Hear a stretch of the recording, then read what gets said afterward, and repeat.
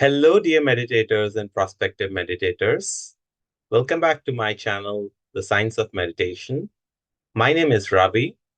The purpose of this channel is to provide scientific knowledge to you about meditation so you can meditate yourself to find peace. So, today I'm going to explain to you the 10-day meditation Vipassana that I went, all the things that lead up to day zero, and what happens on day zero of the meditation. So prior to arrival, you would have already filled an application form to submit your application. This happens typically by searching for a course on dhamma.org, dhamma.org. And if you search for a new student registration and a 10-day course, you'll find a bunch of 10-day courses in a whole bunch of places. You can find anything that is near to you or whichever you are interested in and submit your registration.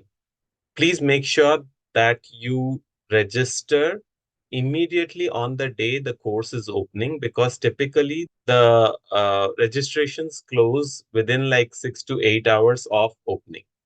That is how much demand you have for these courses. There are usually around, depending on the center, it could be anywhere between 100 and 200, or it could be more also, registrations available, of which like 50 are men and 50 are women.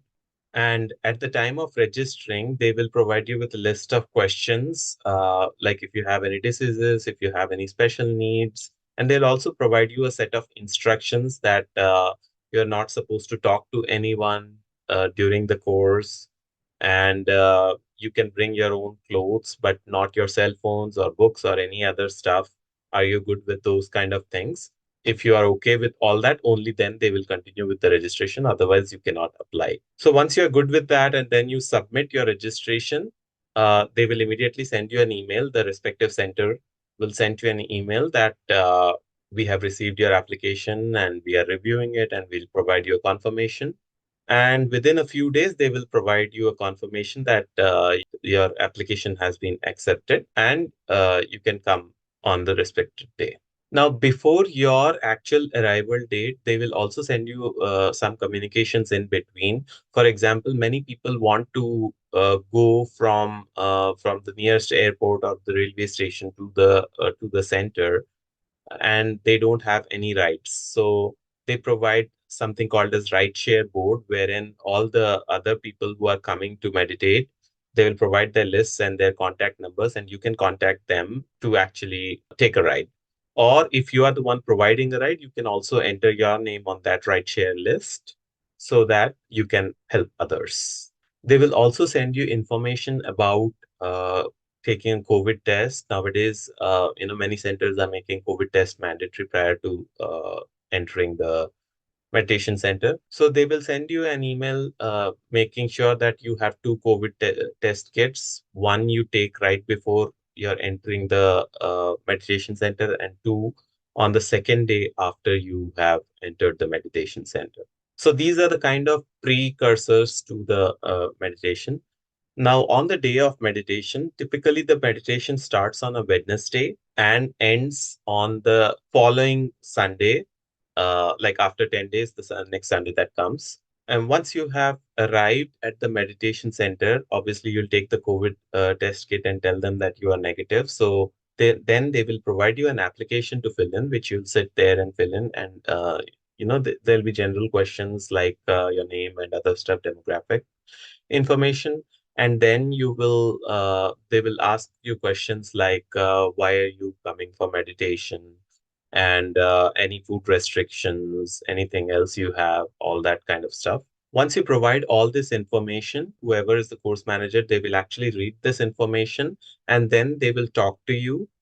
Suppose you've had long history of some problem or something, they will ask you if you will be able to meditate with that kind of illness. Or they will also let you know that you're not supposed to talk to anyone, you're not supposed to carry your mobiles and books or anything else, and be within yourself, maintain noble silence. Are you good with that kind of atmosphere and all? They just want to make sure that you can meditate for 10 days, because once you have entered, they will try their best to actually keep you for the 10 days. You cannot just come out of it on the second day or the fifth day like that. So at the beginning itself, they tell you that if you don't like all these restrictions, please don't attend, because once you get inside, you have to follow all the restrictions. So once you are good with that, they will say that you are admitted, and then they will take your purse, wallet, and other phone, cell phone, or anything else that you have, valuables that you have. They'll keep it in a safe, and they'll provide you the code for it. And they will also provide you your room number so that you can go there and rest for the next 2 hours or so, whatever. So after this, typically at 5 o'clock, the dinner will be served on day zero. The dinner is pretty sumptuous. They provide a vegetarian meal with whatever is local to that area, that kind of food they provide. But it's very nice and palatable. There, you shouldn't have any issues with that. And once the dinner is done, typically between 5 and 6, at 6 o'clock, they will provide you the instructions to the entire group. They'll tell that you have to wake up in the morning at 4 a.m. and then start meditating from 4:30 to 6:30. That's the first session. And then 6:30 to 8 is the breakfast time, and they usually tell you to come immediately when the bell rings. Everything is controlled there by bells. Nobody talks to you since everybody is maintaining noble silence. So at 4 o'clock, a bell will ring, and then you have to wake up. 4:20, a bell will ring, and you have to be there by 4:30 in the meditation hall. 4:30 to 6:30, you have to meditate, and then 6:30 there'll be a bell and you have to go to have breakfast. Between 6:30 and 8, you can do whatever you'd like, not talk, but you can take a bath or whatever you'd like to do with yourself. At 8 o'clock, there'll be a bell, and then you have to meditate from 8 to 9. After every hour, there is a 5 minute or 10 minute break, and then you have to meditate for the next hour.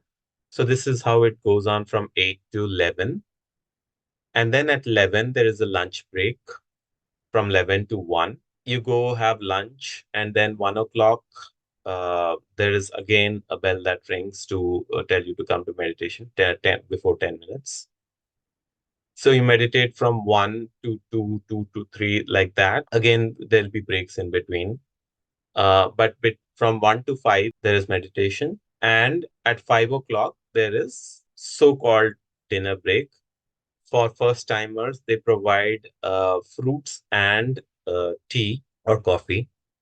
And for second timers or later, they don't provide anything. You can just have green tea or something like lemon tea or something like that, but not any kind of food like proper milk tea or any kind of fruits or anything. So 5 to 6 is the break, and then from 6 to 7, you will meditate, and then from 7:15 to 8:15 is the discourse by Dr. S.N. Goenka, late Dr. S.N. Goenka.